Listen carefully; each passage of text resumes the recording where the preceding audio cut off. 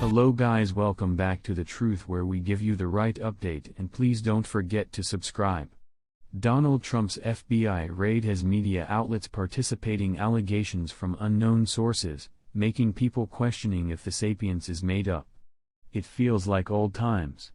In the wake of the FBI raid on Donald Trump's Mar-a-Lago club, the mainstream media are in a feeding delirium the likes of which we haven't seen since he exited the White House.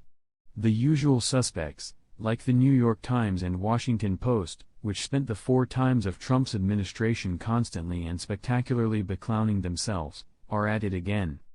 Dare we say that it has all the emblems of media incapacity?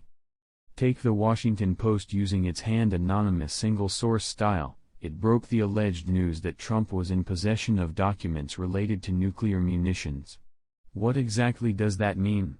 Actually, grounded on Post's content of Russiagate, when so numerous stunners sizzled when the details surfaced, you have to wonder if it's the White House confection cook's form for nuclear chocolate cutlet. The Times, meanwhile, informs us that Trump sought to shoot a secret communication to Attorney General Merrick Garland, this according to, delay for it, a person familiar with the exchange. A person. This is principally the journalistic fellow of my kinsman's gal knows a Joe. Could these juicy details rushed into print turn out to be true? Perhaps. Do the American people have good reason to believe they aren't true given the recent track record of the liberal press? Absolutely. After all, we watched these identical media treat the farcical Steele dossier like it was the fifth philosophy and spend times adhering to the Russian conspiracy humbug. We watched them not only bury the Hunter Biden laptop story just days before the 2020 election but smear the intelligencers who broke that veritably real story as dupes promoting Russian intimidation.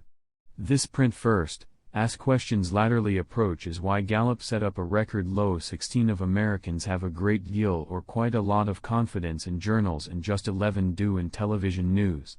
There are presumably transmissible conditions that are more popular than the news media at this point. Back in 2014, before Trump broke the smarts and norms of everyone with a journalism academy degree, both those questions had media trust about 10 points advanced. For 7 times every story, big and small, has been treated like it might be the bone that eventually breaks the levee, that makes Republicans far and wide denounce Trump, makes his choosers feel stings of shame and perhaps indeed leads to the perp walk fantasy that no way seems to die. And it's not just about Trump.